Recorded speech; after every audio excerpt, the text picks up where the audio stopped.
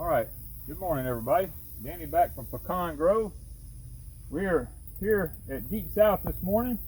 We have one of our favorite mulberry trees here. This thing produces so much fruit every year that at Pecan Grove we'd like to have some of these trees. So what I'm going to do is I'm going to air graft several of these limbs, but I want to show y'all how I go about doing one of them, and that way maybe you'll know how to do it for yourself. It's not hard.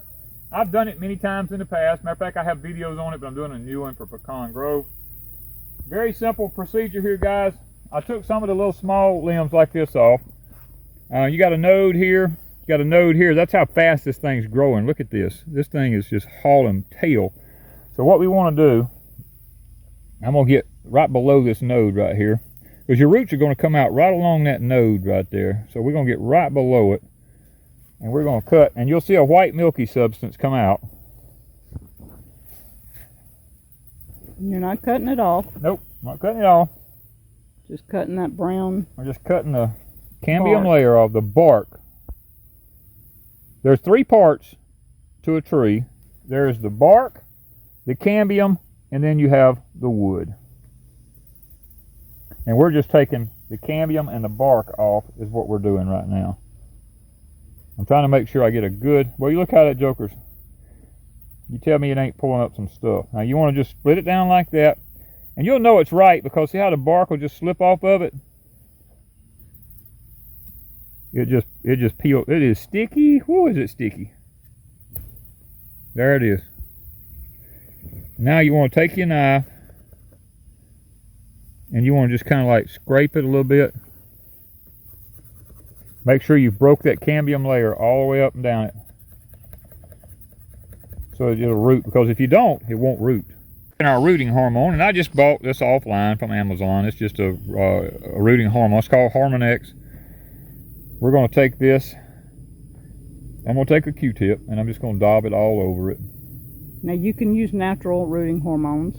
Oh, you can, yeah. Like aloe and willow and onion and honey and there's multiple ways to do this with a rooting hormone. Yeah. We just want to get it on it. Now when you scrape it like that, see the sticky goes away. Now it stays on the bark up here, but you want to make sure you get your rooting hormone on that part right up there, because that's where it's going to start to root at, right there. All right, we got that done.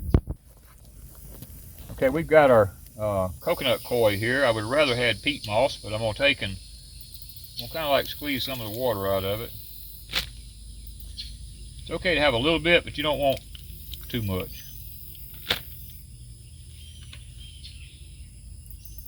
I have done grafting with quart bags. I'm going to tell you, a gallon bag works a whole lot better.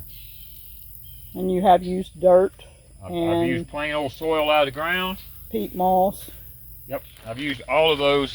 It doesn't take a lot, so don't think you gotta freak out over it there. And fill the bag. You don't have to fill the bag if you're using a gallon. Right.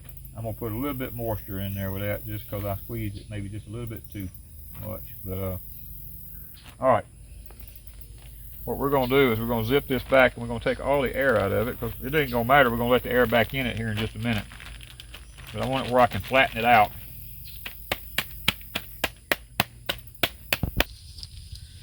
Alright, so here we go. We're going to take our knife. We're just going to come right here. We're going to split this to the other end. I'm having to do this by myself here. Then there's one that can hold that for me. There we go. My knife's done got dull cutting on stuff. Alright. Now we have this.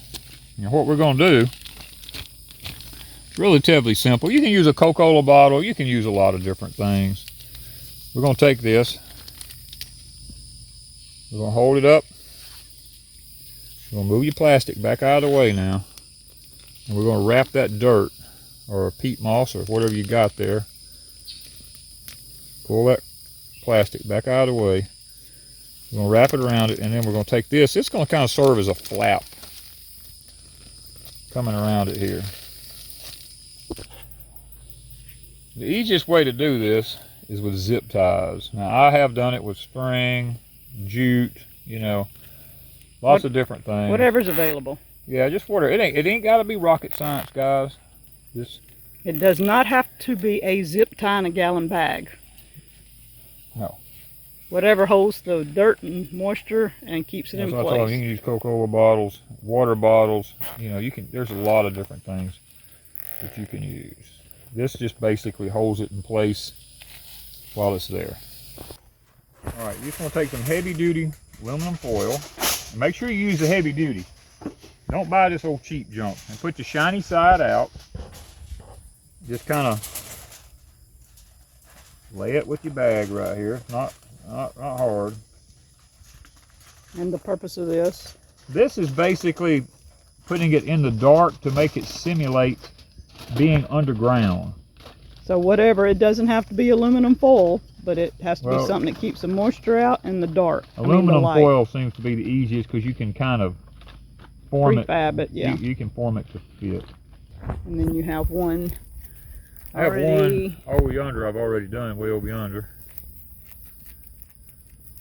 I'll come back in about a week to 14 days and I'll check it, and if it's rooting really good and got a lot of roots on it, then we will, at that point, we'll take you through the next phase of the air grafting process. Now you can take these mulberry trees. These originally grow in the river swamps and stuff like that, and we got a lot of limbs here, guys, that just got to come off anyway. Really nothing to it. You can take one of these limbs like this right here. You can break these leaves off. You can come up here, cut the top out of it, expose some of the cambium layer, cut you a long slice on it like that right there. You're next to the nodes. And we can take this down here, and you can take these, and we're in the edge of the pond down here where it's damp and wet at, and you can stick them in the ground like that, and they'll usually, now not every time, but sometimes they'll take off and do really, really good. It doesn't take, you don't want a tremendous amount of leaves on them pulling it down, because it doesn't really have a lot of root system on it yet. So you can take off some of the leaves that might be suckering it to death, but you want to leave a few to help out. Now that's a process you can do. We have a pond here. We can stick them next to it because they normally grow in the river swamp anyway.